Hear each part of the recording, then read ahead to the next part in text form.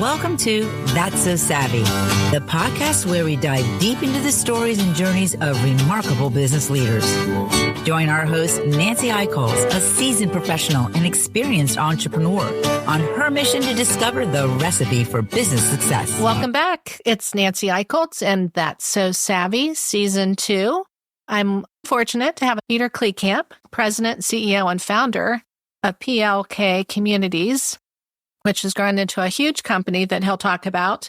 I believe you founded it in 2001, now have a couple hundred employees, several thousand, many thousand apartment homes in Ohio, Kentucky, Florida, and Texas. Peter, tell us more about what you've been up to. Just to clarify, I did found in 2001, but prior to that, in my 20s, I had a blacktop company. I was sealing driveways and parking lots during college. I started that company in 1990. Upon graduating, that first year sealing, I bought an 11-unit apartment building and continued to seal during college and dabble in real estate on the side. And then when I graduated from college, I had thought it was a good idea to start paving, about pavers, rollers, and all that, and grew that business and really knew that wasn't my passion, that real estate was my passion. Did you major in real estate in college? No, entrepreneurship. I really wanted to get back to real estate full-time. So finally, in 2001, that was kind of like the dot-com era when everybody was making a ton in the market. And they were spending a lot of money with me in blacktop. That enabled me to get all my debt, and I had an investor paid off. And after the end of that year, I went and I turned the company over to the guy that runs it today, Scott Tackett, and said, I'm going to go do this real estate thing full-time. I did just sell the blacktop company in May to private equity. So that was a sad chapter, see that close, but it was time for me to go. When you moved into development and real estate, tell us about that story. You started with apartment buildings. In my 20s, I was dabbling in buying existing apartment complexes and developing, but I hated developing because of all the planning and zoning meetings. I didn't like the planning and zoning. I said to myself, I want to do building, but it takes too much time and I need to focus on existing assets I felt like that was a faster path to making money. I wanted to get back to building in the future, but I did not like the planning and zoning process and dealing with the politics. So I think the only people that like that are the planning and zoning people. Yeah. I just bought existing assets, and my first big one that I bought, and I still own it today, was a 272-unit apartment complex in Coleraine called Northgate Meadows. It was a great deal, and my shtick was I kind of went in, put all new kitchens and baths in, and got back in the early 2000s, $100 rent. Now that has grown to $200 as inflation's gone up. Northgate is undergoing a renovation now, 22 years later after I did that. Every 15, 20 years, those kitchens and baths need to be redone. Right. So about 7-8 years ago, I get back into development, and I hired a team, and quite proud of what we've done. We've built a nice development and construction company. Factory 52, Peter. Not everybody knows what that is because not all our listeners are in Cincinnati. So tell us where it is, and what it was, because it has kind of a cool history. Well, it's U.S. Playing Cards' old manufacturing facility and office space. I bought and evaluated the buildings there and determined we needed to tear down about 75%, even though they're historic, just too much work to make them what we wanted. So we did keep one of the old cool factory buildings and convert them into apartments, about 60 units. And it stands about, 50 feet. The clock tower goes up, probably 50, 60 feet to the very top. Kind of the Big Ben of East Side Cincinnati. Yeah, maybe even 70. I mean, you can see it from pretty far away. And then the old cafeteria, which it was a cafeteria before that was a manufacturing with the large crane inside. We converted that into the food hall. That's great. Really cool with the old crane inside, and it's got a nice touch. But all in, it's about 21 acres in Norwood, Ohio, right in the middle of Cincinnati. The multi-collar building next door, which is another manufacturing facility, gives us about another 6 or 7 acres. So all in, I got about 28 acres in the middle of Cincinnati, but it's really Norwood. So Anyway. It's a great place to visit, eat, have fun, play pickleball. Yes, we have a pickleball facility, but the lion's share is apartments.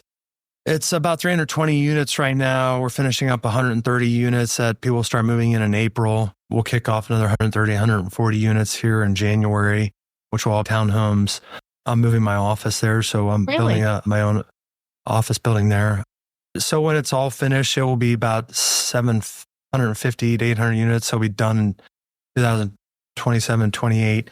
750 to 800 units. We'll have a food hall, 2 breweries, a pickleball facility, my office, possibly a hotel. There's another pad for an office building there.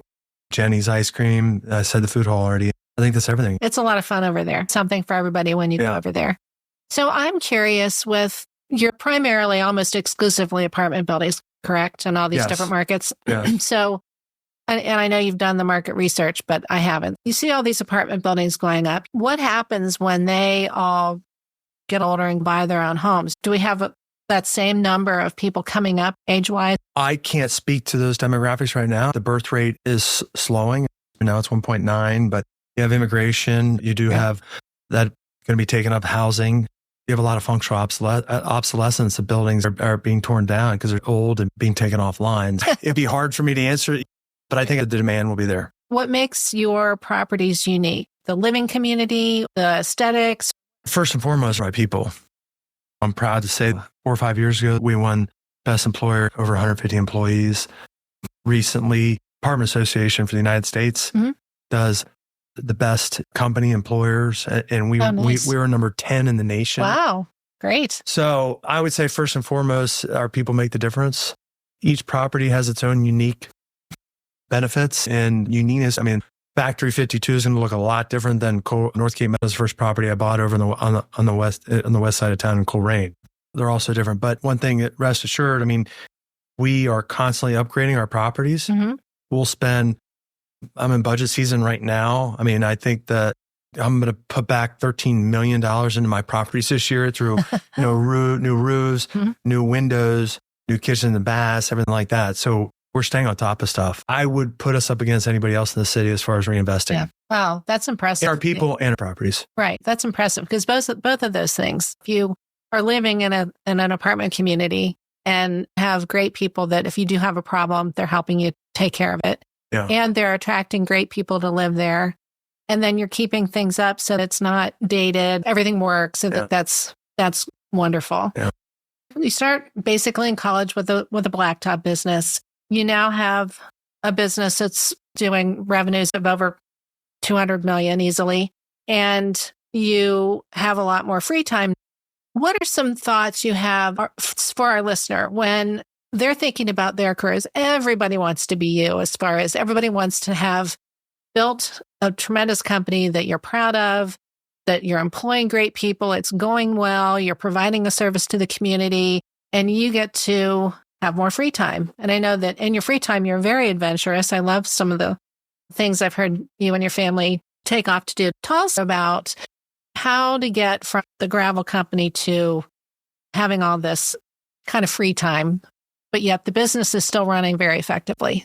Well, that's a 35-year run. It didn't happen overnight. Back in the earlier days, starting that blacktop company, it starts from pinching pennies. I used to dive through dumpsters to get the potato stakes that you use for the end of the to block off at the end of the driveways. I didn't want to pay for those. So I dove through dumpsters to find at lumber yards, find those potato stakes, those scraps. So, I mean, it's a 35-year run. And scrappy to begin with. Yeah. Doesn't happen overnight. Right. I don't know. That's a quick, short answer. Were there any times when you would hit walls and feel like things just weren't going to go the way you wanted them to? Oh, the blacktop was miserable days. I mean, those age from 22 to 26. When I got into the paving business, I went from a simple seal coating company with 1 or 2 college friends to like 15 guys that are like, I mean, rough guys. I had a guy that just got out of prison that used to work for me. Those were some rough days back then. And then as you got into the development business and the apartment business, what were some challenges you ran into in scaling? Because scaling is not for the faint of heart. Well, 2008.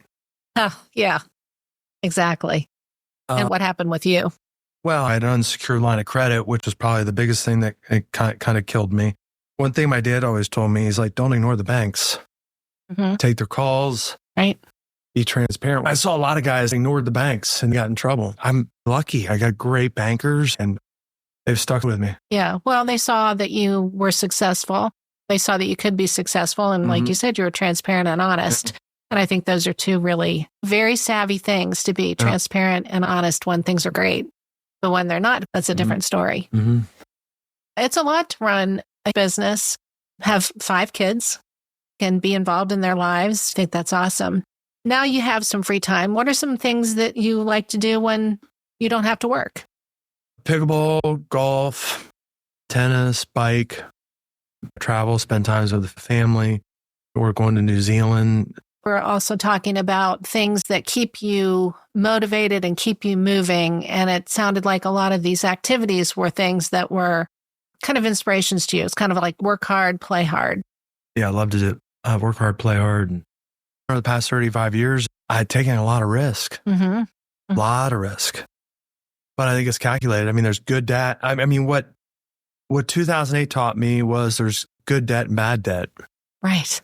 I mean, so today, what we do is we measure all of our debt every single month. We make sure that we're not dipping below a 150 debt coverage ratio. The bank requires 120, so we're at 150.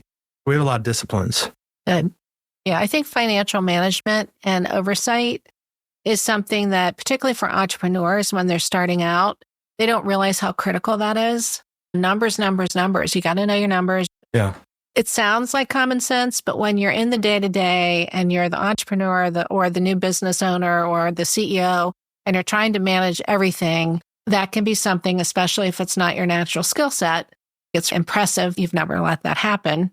You went to Xavier University in Cincinnati and were in their entrepreneurship program, your local community school supporting Indian Hill and the activities going on there. What other things in the community do you like to do? I guess from being involved, I'm involved in the Pro Kids, built a new home for them named it after my mother. And tell our listeners your mom's name. My mother's name, Mary Klekamp. I'm proud of that. Building a veterans home with Easter Seals and Talbert House over in East Walnut Hills. And Xavier University is a passion of mine on their board and on the zoo's board. So there's a lot. Yeah, that's great. That's great. Yeah. I think it's really important to give back to, and it doesn't have to be, for the listeners, it doesn't have to be a million different things. A few things that you're passionate about and showing the community that you care about what's going on in the community. Plus, it feels good helping organizations. Right. So I think that's awesome. What's a day in the life of Peter Klekamp look like? Oh boy. Today, for instance, I woke up at 5, worked at the desk for about 20, 30 minutes on budgets, did some other stuff, vitamins. And then I went to played tennis from 6:30 to 8. And then I met with, Make-A-Wish Foundation. I used to do some charitable giving. I met with them and then headed to the office, budgets, just desk work at the office. And now I'm here. And then I'm going to go grab lunch. Then I'm going to play pickleball from 2 to 4 and get my hair cut. And then meet friends for dinner at 5:45 with my YPO forum, kind of a Christmas dinner, and then go home. Sounds like a great day. Tomorrow, weights in the morning, then the office meetings, the zoo board, company Christmas party, a friend's party at 6 o'clock. And then I head to Miami tomorrow night because I'm playing at a member guest down in Miami on Friday. Friday will be a fun Miami. It's a good time to get out of Cincinnati. It was kind of a 3-day snapshot. That's wonderful. You didn't wake up yesterday and be able to do all these things. It's been a 35-year hard work, focus, risk-taking. I think those are great lessons for people listening. I know you have a big development coming up, an area of Cincinnati for our listeners who aren't here called Hyde Park. It's historic and it needs a facelift. Been there a long time and lots of great businesses in there. Do you want to talk about that project? I think it's exciting. There may be some unanswered questions for the community. Well, I'm glad you led off by saying it needs a facelift. As we talked earlier, I don't care much for the planning and zoning meetings, which is a lot of this work. Right. Going to these community council meetings and and standing up in front of a room of people and talking, and you're in the spotlight. I have a wonderful team that does that today. So within those, I was on a fly on the wall in one of the meetings. No one, not many Incognito. people. Yes, they did not know I was there, but I was there listening. And, a lot of people came out with pitchforks and they were upset. We'll see how the city rules on what they will allow. We are going for a variance. I can build apartments there. I can build plenty of apartments, but I don't think that's in the best interest for the city and Hyde Park Square. I feel the best interest would be to build a high-end boutique hotel there. Where else is there a high-end boutique hotel? I mean, downtown, there's one that the Western Southern just did at Lytle, then Newport Hotel Cummington. Yeah, right. Outside of that, boutique, I mean, Mariemont's got the old inn, but that thing is old. So, yeah. So obviously you have Brookwood with Jeff Anderson's next to Mayfield, but that's not like, in my opinion, well, again, that's not really boutique-y, right. High-end. It's not a neighborhood hotel. Walkability type. Right. So it's like, that's type the unique opportunity. It could be great for those businesses. Fresh eyes. When I'm on vacation, I'm shopping. Fresh eyes coming in town every weekend when they're bored. They'll go shopping and they'll spend money. Mm-hmm. Maybe we'll get some new restaurants in that area. It's my opinion. I think it's in the best interest for the square, but others have different opinions. Ultimately, it's up to the city to decide whether they want apartments there. I'd probably make more money doing that, but I don't think it's in the best interest of the city or the square. Again, not to belabor the matter, that is clearly in my opinion. Yeah, I hear you. And then it's just the height. We're asking to be treated like Lululemon building, which is 8 stories with what's called wedding cake layer. You got 6 stories, and the 7th is recessed back, and the 8th is recessed back from that. So those two are what we need variances on, putting a hotel and the height.